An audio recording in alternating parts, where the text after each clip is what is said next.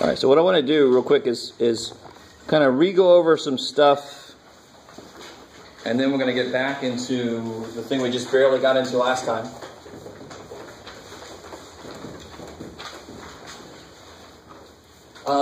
So remind me, let's go over some trig stuff. What was the derivative of this guy? Secant squared. Secant squared, cool. So that's just one example. These are things that you're not really. Now, if you forget what it is, if you forgot what it was, you got to memorize all these trig derivatives, right? The 6 main ones, right? You got to memorize them. But if for some reason you forgot, what could you do? Sine. Yeah, you got to at least know sine and cosine. And then what can you use to take the derivative of this? Quotient. Quotient. Well, that's how we can prove. That's how we prove this. All right, good. And the derivatives are actually not that hard to remember. If you know tangent is secant squared as a derivative, cotangent is negative cosecant squared. I like it.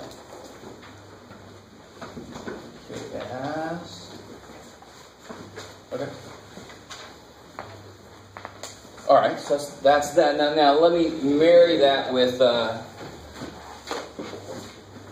don't know if they've got the trig, the trig marriage laws in place, but let me marry that with. I don't want to get into that. Let's not get into that. Whatever. Saturday, whatever. All right, so what if I had this here? That's a 7.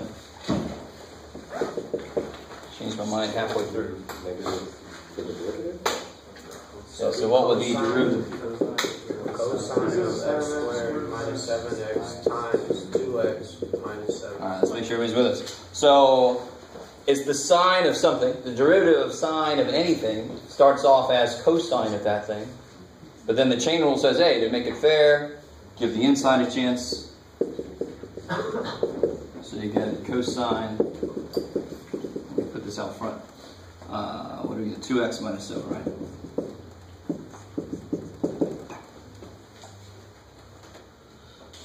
So see, chain rule never goes away. It's not like you only do it when it's this function. No, it's always there, always there. If there's an inside function, it comes into play. And there's a function inside of that, it comes into play again. Okay, cool. I like it. All right. So, I mean, you can imagine, now that you know, or you will know, those 6 basic trig derivatives, I could put them together. Ooh, look at that. Aw, somebody you can actually write. Aw. That's too bad for you. You chose poorly. All right. In terms of writing. So I can do stuff like, what if I had this? What you got, Chef? Oh, here's a nice one. Ooh, this one's really gross. You ready? No, you're not.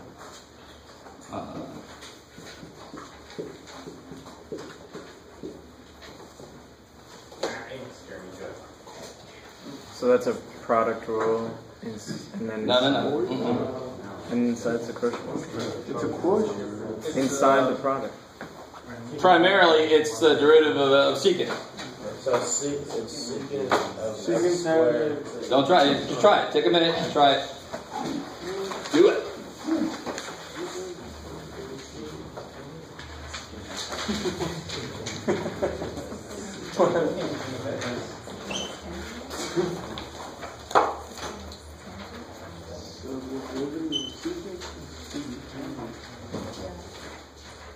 So you got to remember the root of secant. Secant tangent. I like it. Yeah. Well, once you start to do the derivative. Over x plus 2 times 10. What's the matter?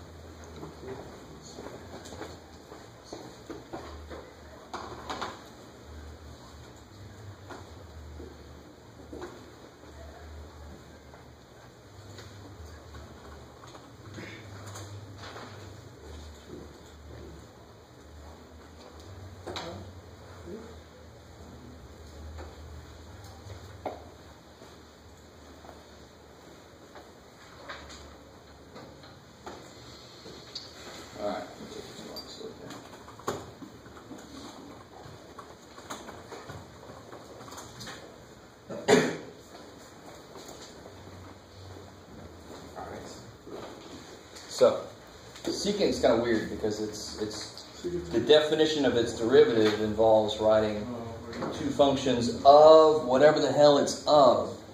So the biggest mistake I see is people just write secant x tangent x when it's not of x, it's of this mess.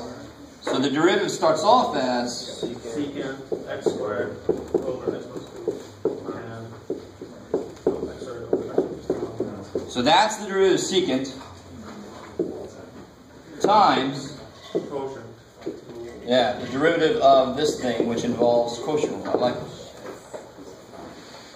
Now if you are nice to yourself, notice the first part, there ain't shit you can do with it. It's done. So you just kind of keep writing it. Or you can take the other part off to the side and then bring it back in. I'm cool with either way to do it. Let's do that way. Let's take that part off to the side and then we'll bring it back in. It's not 2 times x squared over x plus 2? It's not 2 times the derivative? Why? Because there's the secant. Oh, I see. No. Be careful. This is why I wanted to do this one specifically. Chain rule says, and what's the derivative of secant x? Secant tangent. That is the definition of the derivative of secant. You with me? Mm-hmm. So chain rule says you take the derivative of the outside function first times the derivative of the inside. It does have two pieces, but that's the definition of its derivative. It's one of the freakier derivatives we've got. So if you did a derivative of that one, then you'd have to put a 2 out. And if I wanted one more derivative, this would be, triple product here, right? Because it is secant times tangent times whatever this is going to be. Okay. Right? Gotcha. So the second derivative would really suck. Yeah. Yeah, so thankfully I didn't ask for that. But again, it would really suck just because it would take a while to write out, but you could all attack it. So if you know the rules, you can attack anything. All right, that's the beauty of this. I don't know if you realize, we've gone from not knowing shit to very quickly able to attack almost anything that we know. We're going to learn natural log today, for example. Right? We're not going to learn anything else, no functions. All right, so how do I do that part over there? Secant tangent, blah, blah, blah, blah. Oh yeah, let's do it over here. So I've got 2x times x plus 2. Good, so I've got top first. So a few of you guys forgot. I had to turn around. That's why my song is top first, because that's the only thing that's important. Top first. Nice little bottom. Minus x squared times 1. I love it, right? Because the derivative of the bottom is 1. Kick ass. All over. X plus 2 squared. And of course, this is where a few of you guys, I didn't see any of this because I don't think I had anything like it. Be careful, right? Just wishful thinking. So I have to distribute. So I get 2x squared minus x squared is x squared plus 4x. And if I factor that, nothing will cancel anyway. So now I can just throw that back in.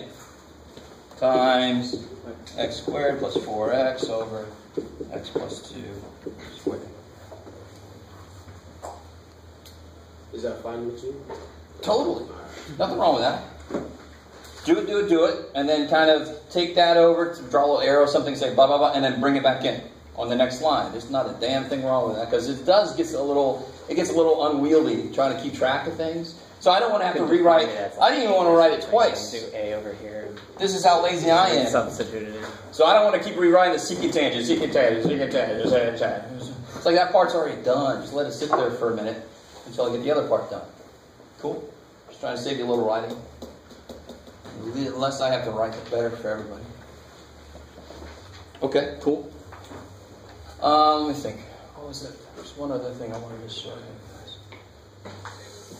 guys. Oh, I forgot. It's too bad for me. Natural log? No, we're going to do that eventually, but we got to first, before we can get natural log's derivative, we really have to finish implicit, and we barely got into it last time. So the main focus of today is going to be implicit differentiation. How do you do a squared differentiation?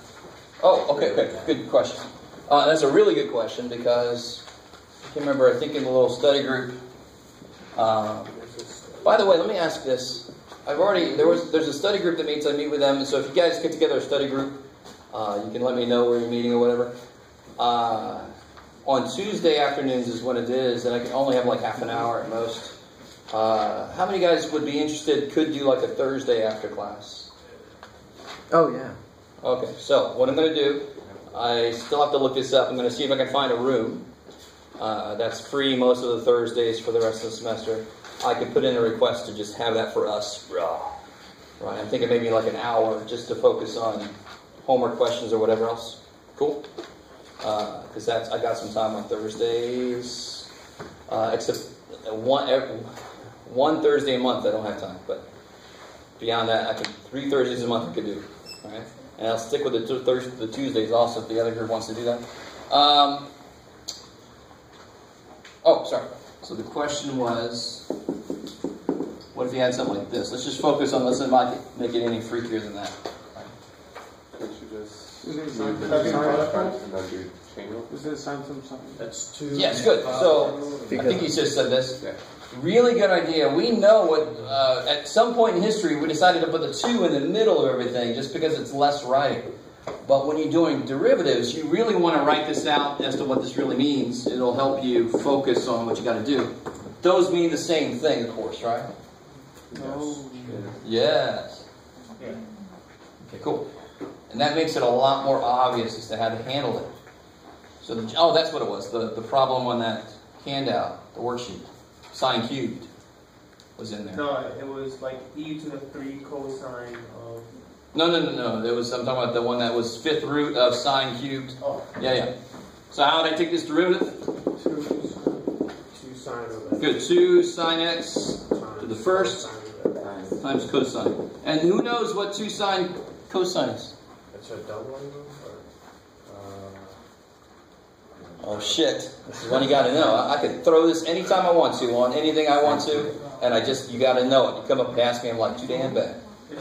That's what I'll say to you first. The same as sine 2x, cosine 2x? Sine 2x. Oh, just sine 2x. So it's interesting. The derivative of sine squared comes out to be sine 2x. And if you're not careful with how you write your 2, you think it's its own derivative. Yes, sir? Would it be wrong if you took the sine x and wrote it as sine x? Oh, wait, no. Okay. Answer my own question. Yes. Why wouldn't you do product rule there? Take them separate and then... You totally could. I think that's where you're going. But you Right? can't, right? You totally could. Oh, that was the x times x kind of thing. And in fact, alright, so I mean, you totally could take this sine x and write it twice. Is that what you guys were talking about? Yeah. Yeah, of course you could. So the rules have to be consistent. So if I can rewrite, we're to the point where I can show you this. Okay, we'll do that. Okay. Let me do this. I'm going to redo that x squared over x plus 2. I'm going to redo it the way that I did it when I was a student. And I'll show you. If you can rewrite a product as a quotient, or a quotient as a product, or a power as a product, then you use that other rule, and they have to be consistent with each other, or else the whole thing is shit. Yeah. So if I do this derivative, what would it be? Sine x, cosine x? Okay, sure. So the derivative of, say, keep the sine, derivative of sine is cosine, plus, leave that sine, and the derivative of sine is cosine, which is 2 sine x, cosine x's, right? Same thing. Totally, all day long. Hell yes. That's why it's so important if you take what you're given and rewrite it, that might mean you can use an easier rule. Right? Okay, good. 2 cosine instead of sine 2x? No, it's 2. How many sine x's, cosine x's do I have? I have 2 sine x, cosine x's. Which is the same damn thing we got here. And then I can rewrite it like sine 2x if I want to. Why would you? I may be behind, but what will happen to cosine? I'm saying it again. On the top, when it says 2 sine x times cosine x, and then you reduce it to sine 2x, what happened to cosine x? Nothing happened to it. Is it still there? It's like ragu.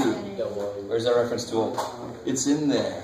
It's one of the powers that you can It's one of the identities. It's a double angle identity. Sine 2x is this. Is there a proof for that somewhere? Yes. If you watch my freak out videos, you'll find at least one proof of that. Oh shit, I took away what I was about to do. So guys, give me a second here. What was this again? This was x squared plus 4x over x plus 2 squared, right? Yeah. That derivative? Alright, so let me do it again.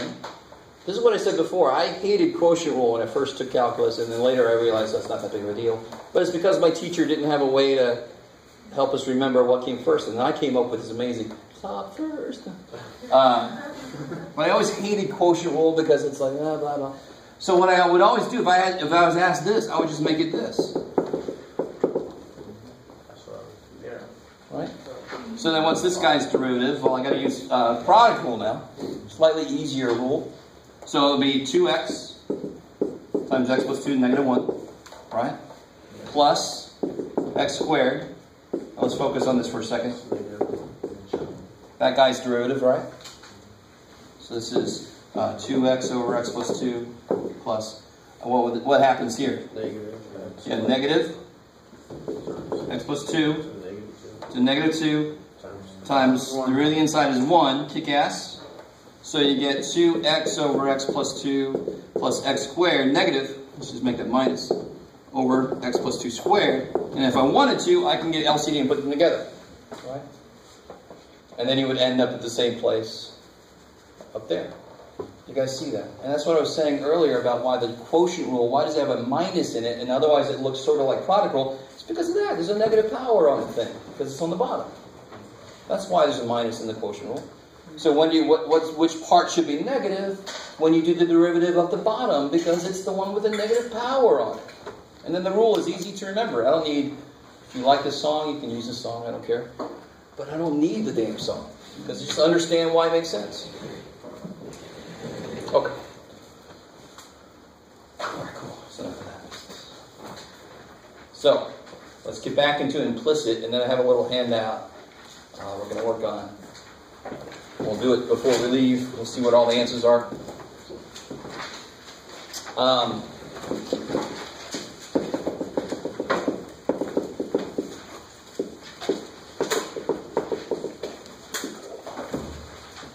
let me actually ask you something a little strange, which is fine. Let me start off kind of nice. What's d by dx of x squared plus x? 2x plus 1. Yeah, no big deal, right? Not a big question. What could I put down here? What does it mean when I put something else down here? What could I put down there? Y, z. I could put an expression down there. So here's, let me see if you guys get this. If you don't quite get this, it's all right. So what's this? Let's see what I do.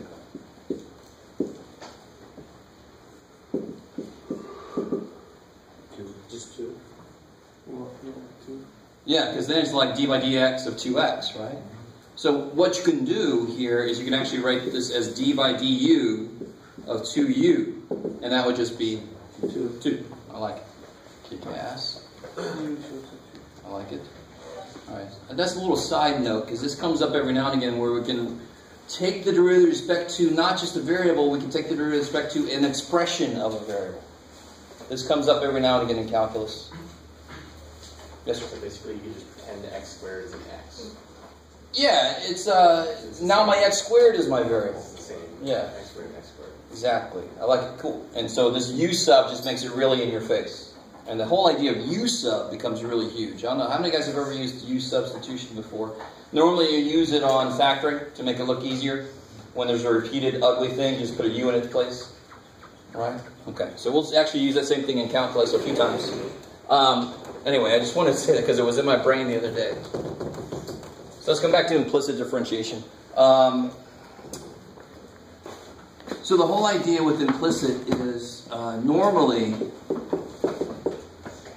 I'm given something explicitly. So if I had, for example,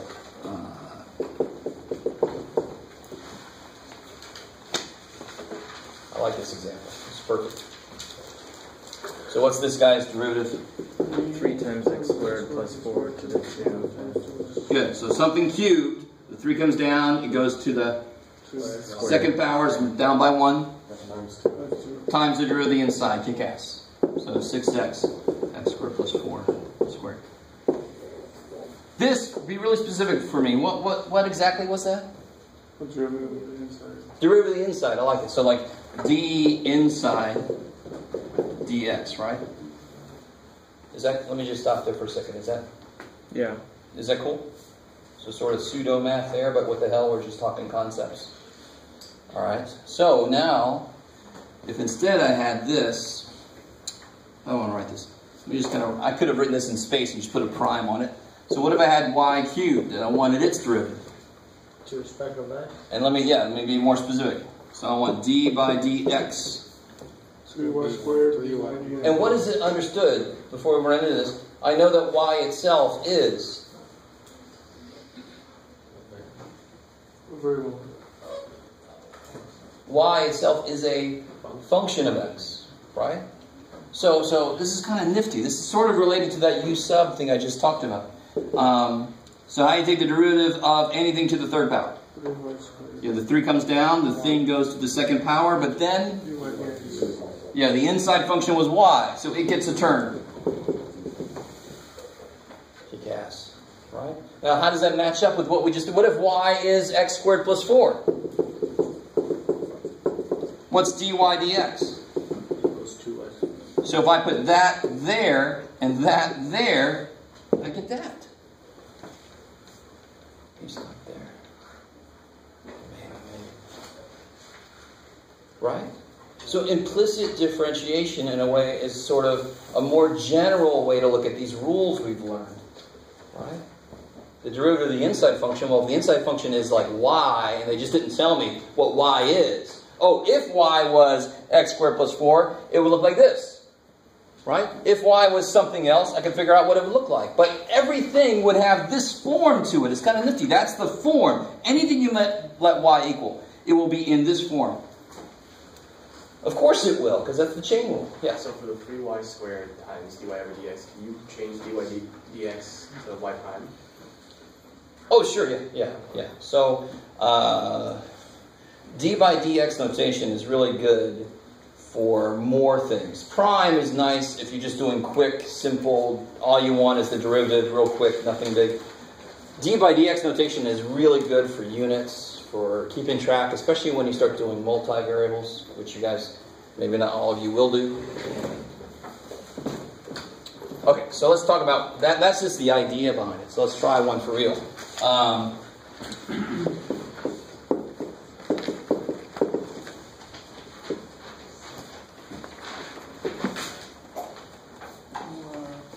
That's awesome. So the question would say, and I can say it either way. I could either say find dy dx or y prime. The reason I kind of tend to try to do this more often is because there's something in our future that some of you guys might know about. It's called related rates. And it's all about rate of change. So what am I going to take the derivative with respect to when it's a rate of change? Like a velocity or a words per minute. You know, Time. So I'm going to do d by dt. So I'm going to have to continuously remind myself it's d by dt. So if I see an x, it's not going to be 1, it's going to be dx dt, whatever the hell that is. So that's in our future. That's why the d by d whatever notation is a little bit better. Because it lets you focus on what the hell you're really doing. The prime notation is like you just, oh yeah, you know, x is 1. No shit. Only if it's d by dx. Alright, let's focus on this right now. That's in our future. So here's the beautiful thing. If I'm doing dy dx, the derivative, so what I'm really doing, I'm going to do this to both sides. I am doing something to both sides. That's what I'm doing to both sides. And it's really what we always do when I take a derivative. So what's the derivative of x squared? 2x minus. That's crazy. Now what do I have to do here? Product. Product rule. I love it. So a really smart idea. Negatives always screw us up. Well, let's see if you guys can handle it. So minus 2. Let me just do this all the way out. dx dx y minus 2x dy dx. Let me stop there. You guys, that's this piece here, right? Let me stop there. You guys see that? Everything coming out? I was overly explicit. I'll do my implicit differentiation. This step is kind of silly because the derivative of x, of course, and we can see it here, it's 1. Alright? equals, what's going to happen on this side? 3 e2. Oh, 3y or 34? So what's the derivative of e to anything? E to the 3y. Times, 3y. let's just do this, d by dx 3y. Let's just worry about that next. Let me stop there for a second. The less comfortable you feel, the more steps you should do next. Like I didn't do the derivative there at the end. I just wrote that I had to do it. Now I can focus on it on the next step. You guys see where all the parts of that came from? Why is this a product rule? Because there's two functions of x that are multiplied together. So it's got to be product. On that side, it's just exponential. That's awesome. It starts with just itself, and then I got a derivative of the inside function, which is 3y. So I'm going to have to do that next. So let's see. 2x, you're awesome. I love you, 2x. You just sit there. What's this? 2y. Minus 2y, because dx is 1. Minus 2x dy dx. That's awesome. It's just sitting there awesome. E to 3y. What's the derivative of 3y? 3 dy. 3 dy dx. Kick ass. Because again, what did 3 do to me? Nothing. It's just kind of pushed to the side. Just kind of hangs out. Comes with me to the end. Alright, I like it. Okay. So then I get 2x plus 2y minus 2x dy. Let me just clean this up a little bit. Equals 3e to 3y dy dx. And now what do I want to solve for? dy. Yeah, I'm trying to figure out what dy dx is. So now dy dx itself is like a variable. It's like m or something. I'm just trying to solve for m. Right. Why did I pick m? Because of the slope. So how do I do that? Add 2x dy. Yeah, get all my dy dx stuff together.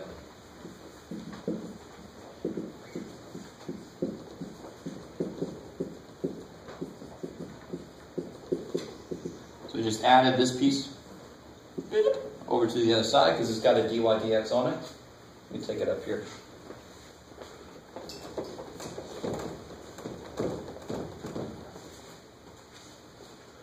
And then what can I do on that side? Yeah, take a dy dx out.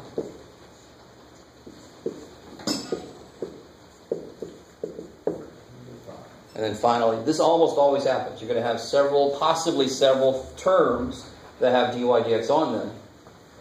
So then you're going to have to pull them on one side, factor it out, and divide by the share you don't want.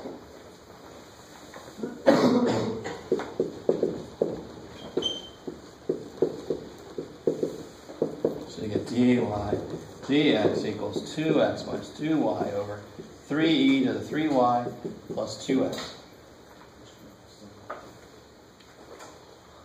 Jimmy. Yes, sir. So usually when it's just y as a function of x, and you take the derivative, you can always plug in an x value and find out what the outcome is. All right. That's the next level. You ready? Yeah. How do we do that up here? All right. So let me come back. Remember, this was the derivative for this function here, right?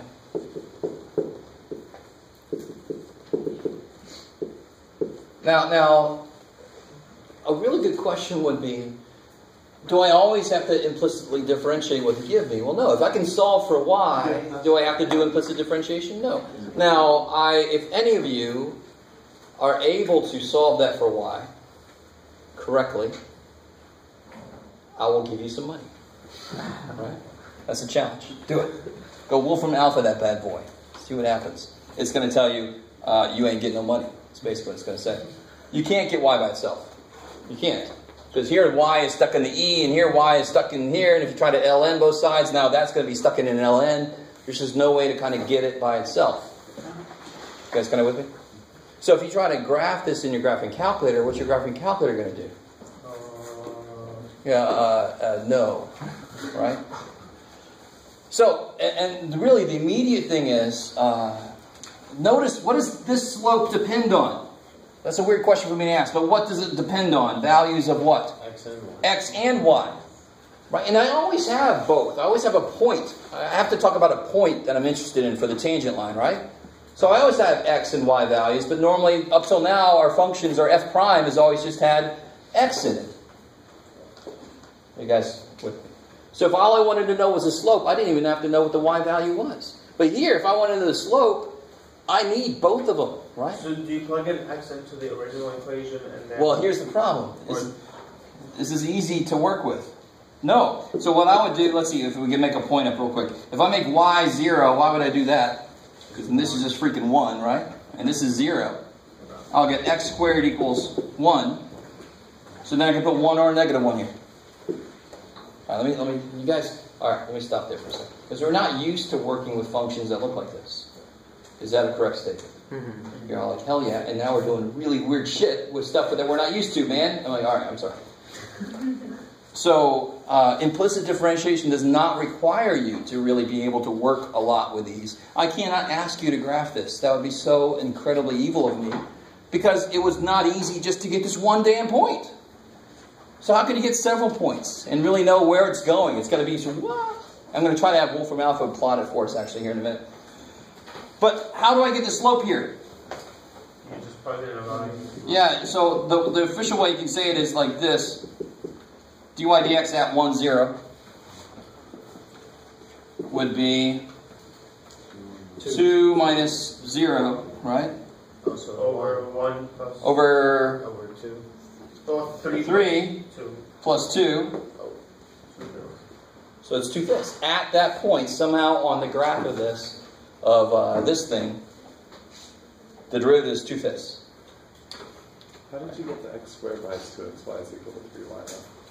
That's what was given. That's the function. Oh, okay. Yeah, I just want to write it again down there. So we found the slope for this function. It is really nothing brand new. The newness is that we can't solve for y. But implicit is a way around that. Even if I can't solve for y, I can still get an expression for its slope. That's really neat.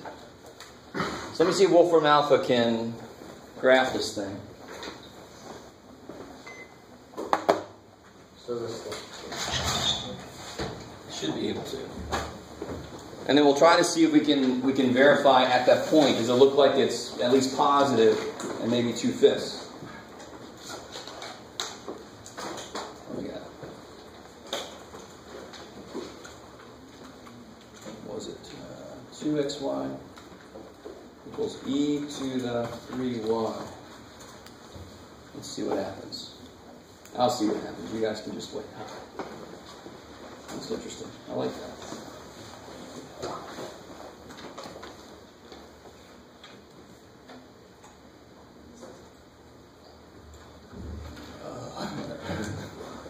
Nothing to see there. I'll see. There it is. Cool. Look at that weirdness. I like it. So it looks like it has no y-intercepts. Yeah, if you try to make x 0, it's e to the 3y equals 0. Can that ever happen? No, so it makes sense. No y-intercepts. Makes sense.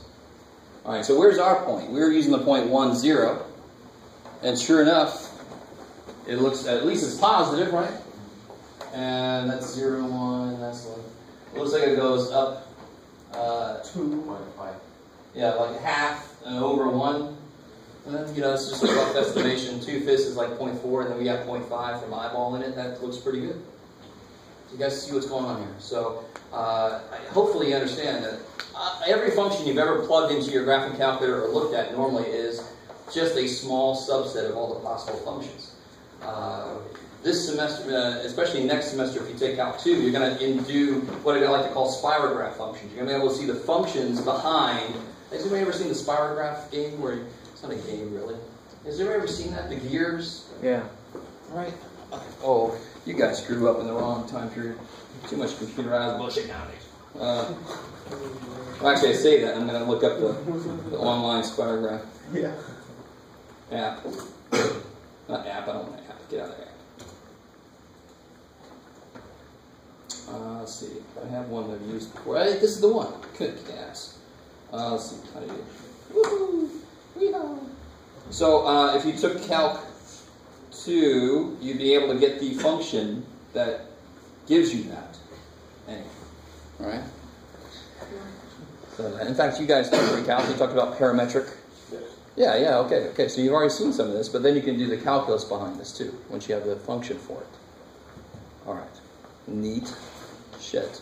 All right. So a lot of the functions you're going to work with in section 3.5, they actually have names. Like there's one called the Campile of Eudoxus. I mean, trust me, there's no way you could ever memorize all of them. There's one called the Schernhausen cubic. Yeah. Anyway, coming back to this.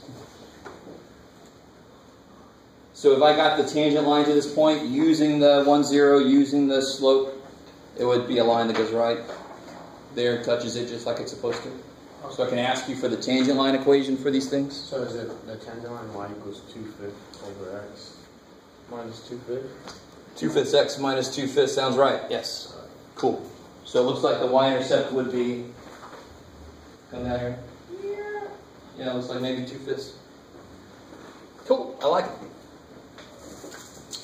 All right, so let's do another one. And then I'll let you guys try a few on your own.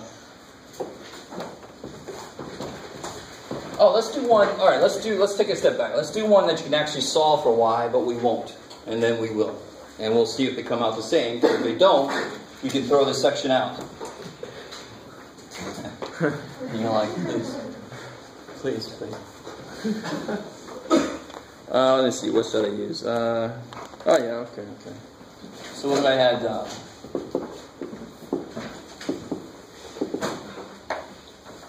sure. Do it. Yeah. Now, do you guys understand? I certainly could solve this for a while. Let's not do that yet. Try to attack that one with implicit differentiation. Go ahead, do it. And then we'll do it together so we make sure we get the right answer. No, just attack this directly. Just do it. Implicit differentiation. Yeah. Solve for dy dx.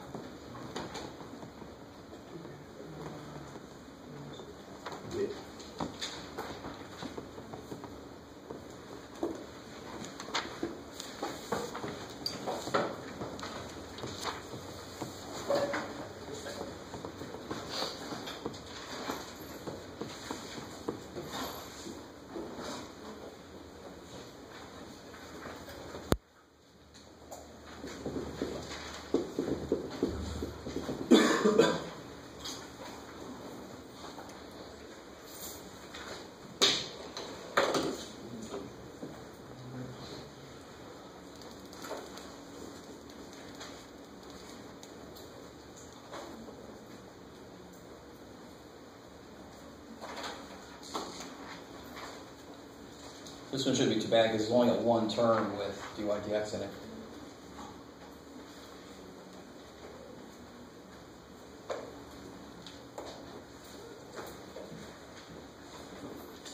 All right, let me catch up to you guys.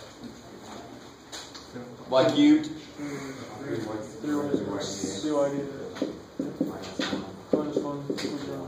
Kick ass. I love it. Sometimes people forget to take the derivative of both sides. Of course, whatever you do to one side, you got to do the other side. I like it.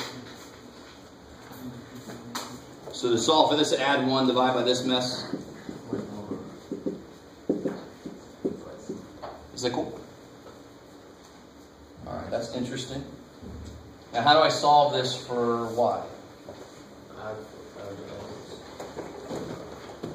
And real quick, let me point something out. This is interesting. This is not a huge deal, but do you see how this derivative, it only depends on y?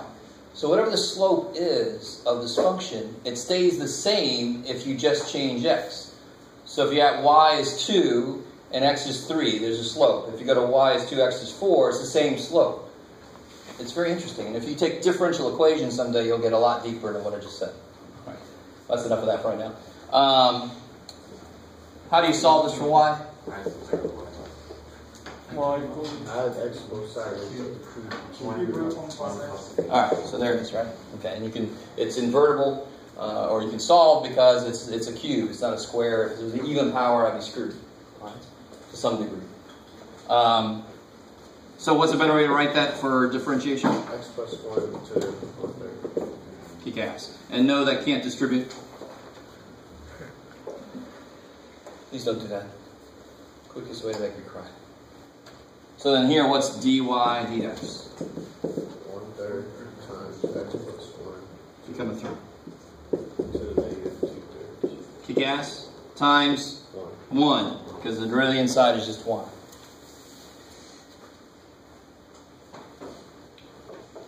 All right, it's not too bad, right? Now, tell me this. Now, let's clean this up a little bit. What can I do? Yeah, drop this dude down. So it'll be 1 over 3 times x plus 1 to the 2/3, right? Is that cool? Are these the same? Totally are, all day long. Every day. Every day that ends in y. Because y is this, right? So what is, since I know what y is, dy dx is going to be 1 over 3 times that thing squared. In fact, this is better. Of course, what do I do there? Is everybody cool with that? I just plug, what is y? It's right there. Plug it in. So then I get dy dx 1 over 3 times x plus 1 to the 2/3. Same thing. Kick ass. So every time we take dy dx, we're gonna have to find. No. On the problem we just did, we couldn't solve for y. If I can solve for y, why the hell would I do this shit unless somebody said you had to, like I just did a minute ago, right? I would just solve for y and get it, right? Of course you would. But we've done that before. We just do it to explore, to make sure that it actually, this process is new, that process is old. They better come out the same place, or one of them's got to go, right? Probably the new one, because we don't like it as much. But unfortunately for you, it worked. No. Do you guys start to see what I'm talking about? I mean, if you come up with a new process, it better work on old shit. If it doesn't work on old shit, it's no good. Always. Okay. Alright, so, let me do this. I like this. Yes? The bottom right hand purple writing you have, could you rewrite the bottom as a radical for me? Do it again, sorry? Could you rewrite the bottom half as a radical for me? The cube x plus 1. Can you do it for me? I was thinking it was a cube root of x Good. plus 1 squared. Yep. I like it. Yeah, and that just looks so much different when we got the left-hand side of work, where you got the square on the outside of all that. Oh, well, I mean, 1/3 squared is 2/3, so then it's the same thing. Alright. Yeah. So that's just simplifying the exponents. Cool. I like it. Cool. Alright. So on this handout, if you want to, you could do number 3 and 4 first, because that's the stuff we just talked about. 1 and 2 is referencing back to some earlier stuff.